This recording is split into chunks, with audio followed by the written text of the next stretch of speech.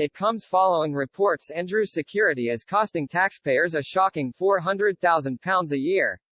Dr. Shola tweeted, "Disgraced Prince Andrew receiving tax-funded security while Prince Harry fights to have good security for his family in the UK is cruel and unjustified."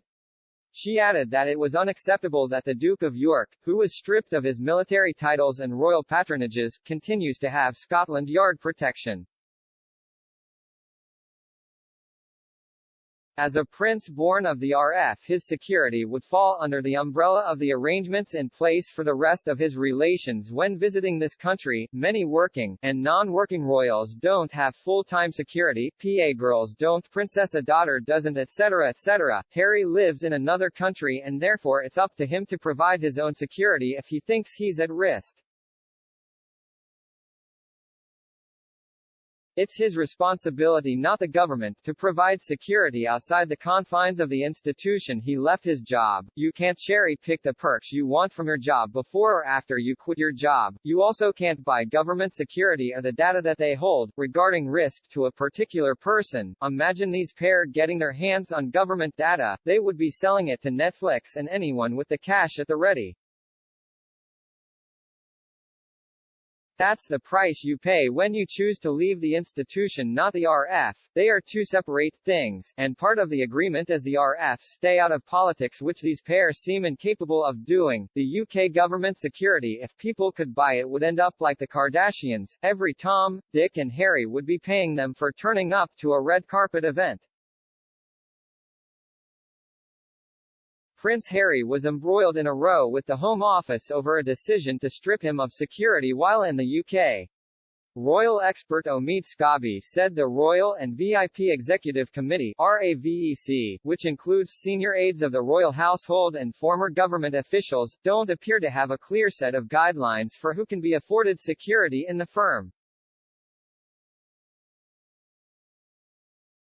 He added, if they did, then surely the sensitivities around Prince Andrew and his security arrangements would have come under immense scrutiny.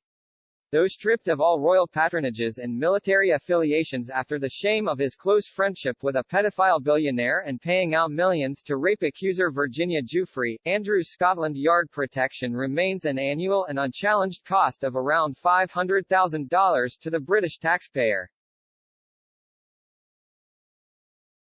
Prince Andrew has vehemently denied the claims brought against him by accuser Virginia Giuffre. Earlier this year, the Home Office ruled that Prince Harry and his family could not have police protection in the UK, despite Harry saying he would pay for it himself. British security is not for sale. Regardless how many millions you have, or who you are, the country would be in chaos if everyone could buy their own security from the government. The problem with Harry is he doesn't understand how the monarchy functions. He chose to step out as an employee of the institution, the job. Therefore the perks of security as a working member of the institution are removed along with the salary that goes with it. More recently, the Duke won a bid to bring a High Court challenge against the Home Office after arguing that the royal household should not have been involved in the decision. It was revealed that the Queen's top aide was on the deciding committee. Harry doesn't go without. He has his private security in the US, and in the UK he has security as long as he stays within the boundaries of a royal residence and/or attends official functions with other members of his family. This is the exact same security setup Andrew has, Dr. Shola. Do try and get your facts correct next time. Omid Scobie added, RAVEC's lawyers argue that they were entitled to reach its decision, which currently sees Harry's security arrangements considered on a case-by-case basis. However, it seems cruel in the extreme to allow Prince Andrew round-the-clock police protection but not the future king's son. The Home Office previously recommended a significant downgrade of security for the Duke after he withdrew from his public duties. Speaking about Andrew's taxpayer-funded security costs, Graham Smith, of the anti-monarchy group Republic, said, if Andrew is not performing public duties, there is no reason to employ security. Omid Skabi added, RAVEC's lawyers argue that they were entitled to reach its decision, which currently sees Harry's security arrangements considered on a case-by-case basis. However, it seems cruel in the extreme to allow Prince Andrew round-the-clock police protection but not the future king's son. The Home Office previously recommended a significant downgrade of security for the Duke after he withdrew from his public duties. Speaking about Andrew's taxpayer-funded security costs, Graham Smith, of the anti-monarchy group Republic, said, "If Andrew is not performing public duties, there is no reason to employ security." Someone who calls herself a doctor but isn't a medical doctor has real issues. Birkbeck Uni must be cringing. It shows how bad they are. They even sent her back from America, and that is saying something. If she hates Britain so much, why to stay here? Overeducated and ignorant is the worst. Uneducated people are a lot cleverer than this. What a shame. Took all the benefits of the UK but none of the obligations. Never done a day's work in her life. If Meghan rescued a child from drowning, she would still be criticized by many on this site. Only if Netflix crew, her hair stylist, makeup artist, PA, etc. are in situ and just off camera.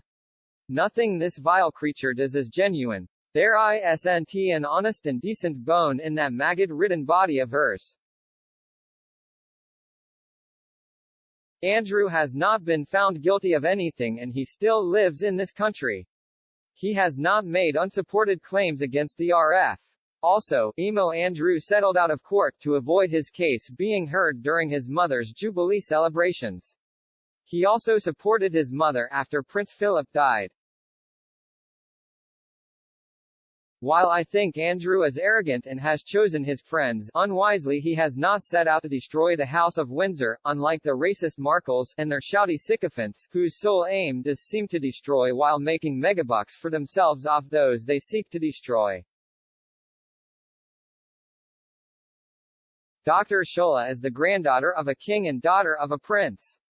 Born with a golden spoon in the big gob. Raised with privilege few enjoy. Her grandfather owned slaves, and I wonder if she's made sure they've been compensated. All her degrees, which are impressive, show nothing but a vindictive, spoilt, indulged vacant woman spewing racism and hate when her own black family slave owned just one generation ago. Hypocrisy 101. Dr. Shola unpronounceable name will rage, fume at anything, the monarchy, individuals within the RF, colonialism, the UK, etc. As long as there's a perceived racist angle, whilst denying that her own Nigerian royal ancestry was more heavily involved in slavery, by enslaving conquered tribes in the first place than our RF ever was. There are some wonderful examples of decent people, Dame Deborah James being just one. Dr. Shola sadly is an example of a puffed-up ostrich raging around in the dust. Go and help the people in your family's homeland by starting with the abuse of young girls. No, Shola, Harry, and Meghan, don't go without security. The Met said from the very beginning, that if Harry and Meghan traveled to the UK, and there was a credible threat to their safety, security would be provided. Not automatically, it would be assessed on a case-by-case basis.